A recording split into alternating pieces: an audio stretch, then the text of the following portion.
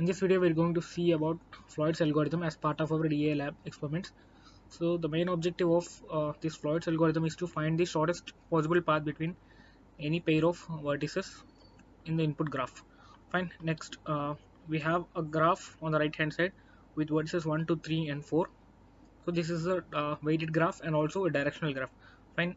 So we're going to have this graph as an input for implementing Floyd's algorithm in this video. So on the left hand side we can see there is a Java code. We'll start from the main function below and see how this code works for implementing this algorithm. Yes, here is the main function, and under the main function next we have input function, right? So that is nothing but the taking the input from the user, like number of vertices of the graph and also the cost matrix of the graph. So on the right hand side we can see there are some infinities in the cost matrix, right?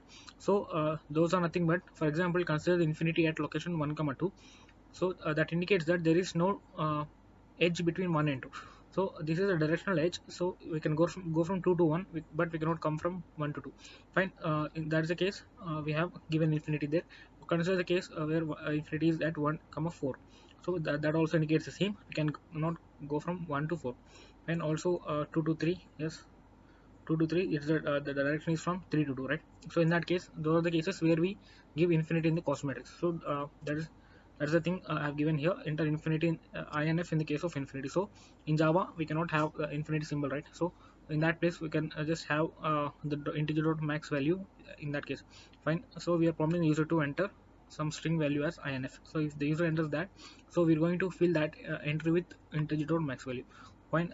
After that we are going to return the cost matrix, fine, to the input function below where we have called. So here, and after that we have another function called find shortest path.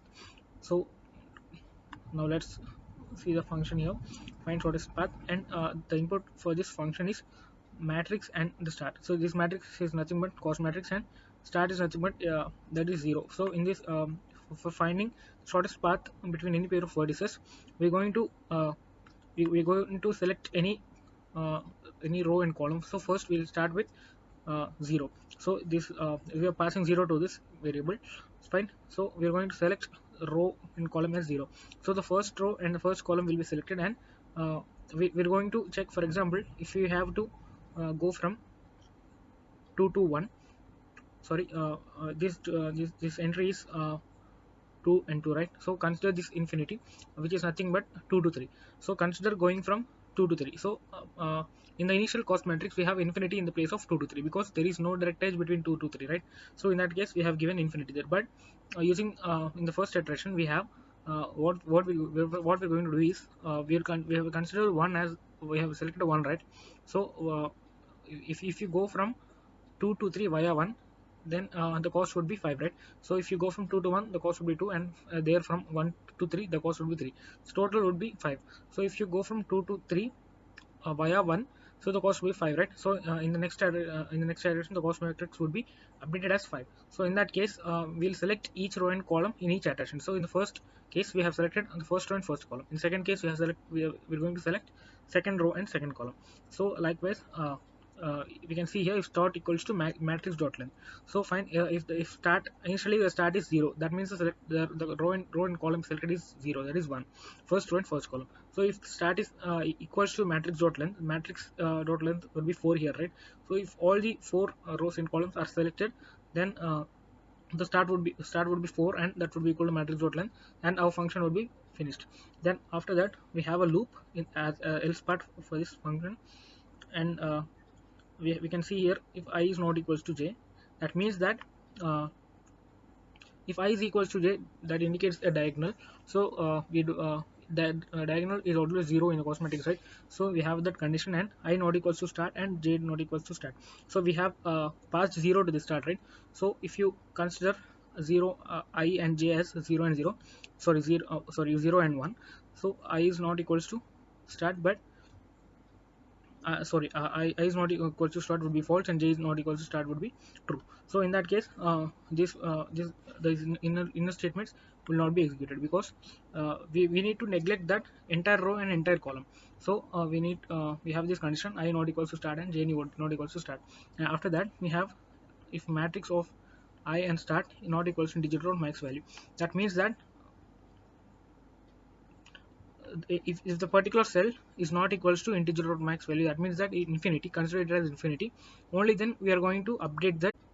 Because inside the if statements we can see that if matrix of I and start and plus matrix of start and j, that means that if you go from for example, consider this case, if you go from 2 to 3 via 1, the cost is less than the current entry. I mean, current entry is infinity, right? So if that is less than the infinity, then we would update that entry. So here 5 would be less than infinity, right? So in that case, the matrix, that particular entry will be updated. Otherwise, we will not update that. But if any of these for example, if any of these operands is infinity, that is integer max value, then obviously that would not be less than any of this value, right? So in that case, we're not going to consider this if statement. So fine, that's why we are checking this if statement in the previous if. Fine, then after that we are incrementing the start by 1. That means selecting the next row and column, and we are calling the same function, recursive function, with the same matrix and the incremented start value. So in that way, we're going to find the shortest possible path between all the pairs of vertices, and we're going to return that. Here we can see this is the base condition. Here we are returning the cost matrix.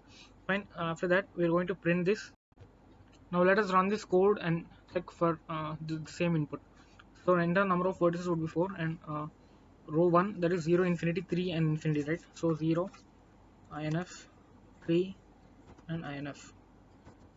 The second row is 2, 0, inf and inf, and inf 7, 0, 1 is the third row, 6, inf and 0 would be the fourth row. Yes, we can see the shortest distance matrix would be this one: 0, 10, 3, 4, 2, 0, 5, 6, 7, 7, 0, 1, 6, 16, 9 and 0. I hope the output value is correct, and thanks for watching.